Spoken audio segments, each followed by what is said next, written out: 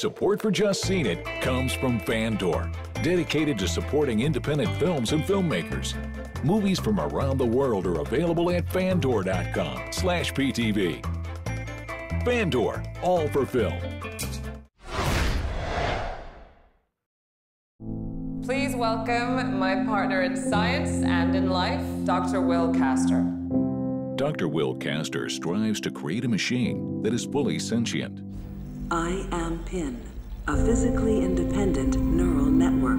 But extremists target him, and he is struck down. Professor? With the help of his wife and best friend, he continues to acquire knowledge and power in Transcendence. Hi, I'm Aaron, and I'm here with Kevin and Liz, and today we're here to talk about Transcendence, directed by Wally Pfister. We've all just seen it. Kevin, what'd you think? Well, this is a film written by Jack Paglen, who's never written anything before. And I personally think that this has very lofty ideas and lofty ambitions, and there's a lot going on here, but it just does not work. Like halfway through, it just goes pew, I knew it you're was like, you. what? Because suddenly it's about like zombie superhuman people, Yeah. But it didn't fit in with the theme of the movie, and then at the end I'm supposed to feel something, and I'm like, why am I trying to feel something? Because they can't tell whether he's good or bad anymore.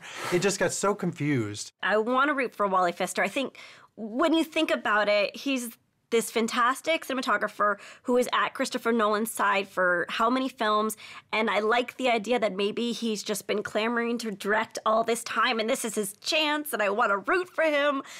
But I do agree that there are a lot of problems with the logic within the film. I agree with both of you. I think that it's not... The weakest part of the film is how the script ends up. And furthermore, starting a movie at the end of a story is a very risky play, because basically this movie starts out after everything in the film has happened. So you already kind of know what's going on. That takes a little bit of the weight off of it. But at the end of the day, it's not necessarily about getting to the end. It's about the journey. I am PIN, a physically independent neural network invented by Dr. Will Castor. Can you prove that you are self-aware? That's a difficult question, Dr. Tagger. Can you prove that you are? The bookend portion of the film I thought was interesting because at the end I felt like it almost posited a different opinion than I thought it was going to. So is it technology versus no technology? Which is better, which is worse? And where I thought it was going didn't really end up in the same place I thought it would. And I thought that was interesting.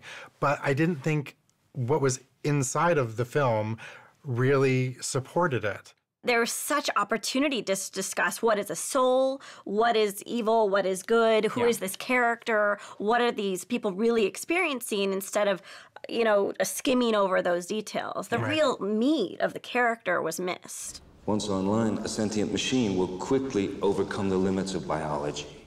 And in a short time, its analytical power will be greater than the collective intelligence of every person born in the history of the world. So now imagine such an entity with a full range of human emotion, even self-awareness. Johnny Depp is good. No one can deny that he is a talented actor, but I don't feel like Johnny Depp is playing characters anymore. I feel like Johnny Depp is just being Johnny Depp. And this is a movie specifically where he doesn't... Like, Will Castor is just Johnny Depp as a doctor, and I think that he has a good performance, but he doesn't bring anything to the role that some other actor would. No, bring. Yes, he does. He's fantastic. I think he's great. You could feel him struggling to want to be a little crazy, and then they kept on reining him in. And then once he's a projection, then nothing happens. He's just there and has to slightly hardly move. I mean, and he's just boring. It's part of the character when he's a. But he's such an electric actor. Rebecca Hall as Dr. Evelyn Castor is far and away the best part of the movie. I mean, she has such emotional range. She's good in everything she's in, honestly. She was the grounding point of the film, the whole emotional focus for me, and I thought she was fantastic. I do think that Wally Pfister, you go into this movie, you think this is a career cinematographer, and then I thought he did a great job with directing. First of all, he's a very adept at visual storytelling. Yes. Every single moment seemed perfectly planted. And then the performances of the actors, the tone of the whole film.